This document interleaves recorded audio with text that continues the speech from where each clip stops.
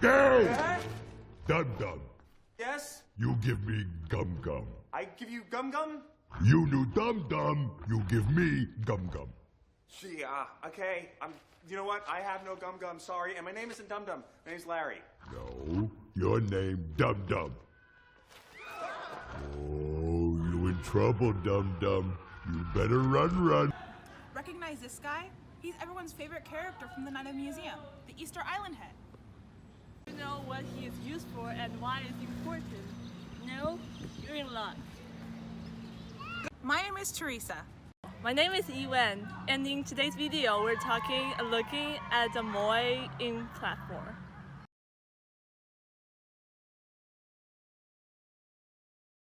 The platform were created between 1100 and 1600 CE by the people of the island Rapa Nui. The people of Rapa Nui commissioned a group of carvers to build the statues for them, paying them in goods such as sweet potatoes, chickens, bananas, and obsidian tools. Though they're not all pictured together, there are 887 statues strewn across the island of Rapa Nui, with 873 of them being made out of volcanic tuff and 14 being made out of basalt. On average, the Moai weigh about 14 tons, and they average over 13 feet tall. The Moai we're looking at today all rest on a basalt base. The Moai are aligned in a straight line facing the island. The proportions of the Moai are not very realistic. There are a few reasons why the Rapa Nui people used volcanic rock primarily in their structures. The first reason is because the location that they were in was ridden with volcanoes, such as like those ones. Just covering my face up. The second reason why they used the volcanic rock was because it was easier to carve than the basalt that they used primarily. From viewing the subject, we know the Moai on platform are from a civilization that doesn't have access or is unaware of more elaborate technology. The figure is created from volcanic tuff, which is easier to carve than many types of stone. Gathering these clues, an educated guess can be made that it is the Rapa Nui people who created the piece as a result of their close proximity to volcanoes such as Rarakau, Raraku, Teravaka, Punapau, and Poike. That's awesome. Do you know why they're built though? Not a clue. Well, then let's take a look. The Moai on platform were built to honor and commemorate important ancestors of Rapa Nui people. The structures are inferred to represent the spirits of chefs, kings, ancestors, and high-ranking men. Wow, they must have taken great pride into their culture. You bet. And you know what else? The platform, the Moai restaurant, the Ahu are the tombs for the people that the statue represented. Oh, that must be why the Moai have different characteristics. They wanted to keep the appearance of the people it represented. The Rapa Nui people wanted everyone to see the power of their gods and ancestors, It's nice. and ultimately become too intimidated to attack them. Is that also the reason why the structures are so big and heavy? That's a great strategy.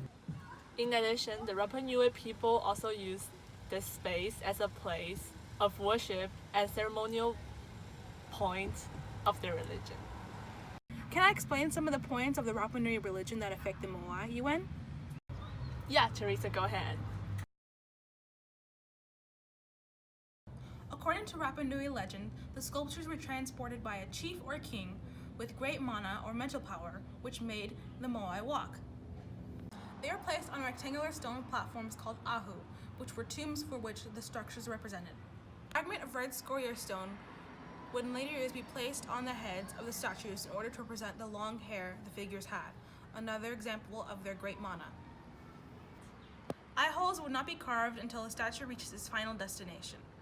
Eyes of coral would be placed into the eye sockets of the statue, and they would mark the final touch, and the Moai would finally become an Arinya aura, or a living face.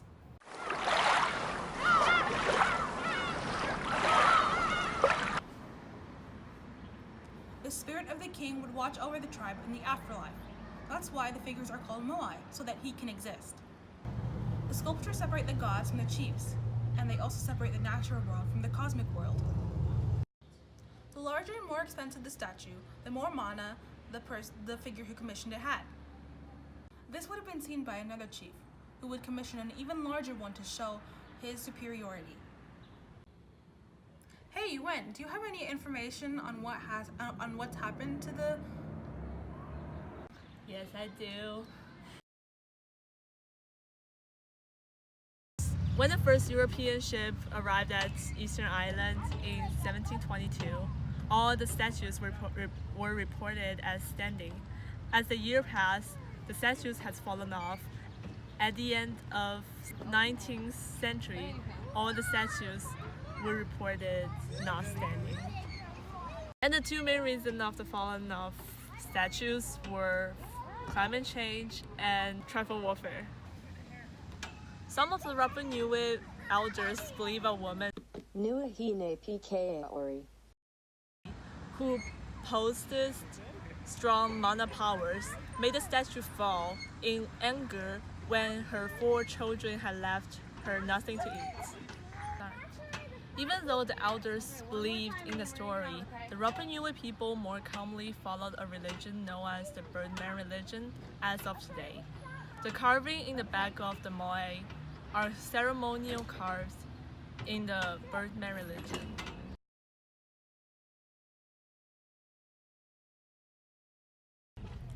Comparing to the column of Trahan, they have the same function of honoring ancestors. The column of Trahan records the victory of Trahan's military. The Moai spiritually represented the commemoration of important ancestors of the Rapa Nui people. Okay, now you know more about Moai platform more than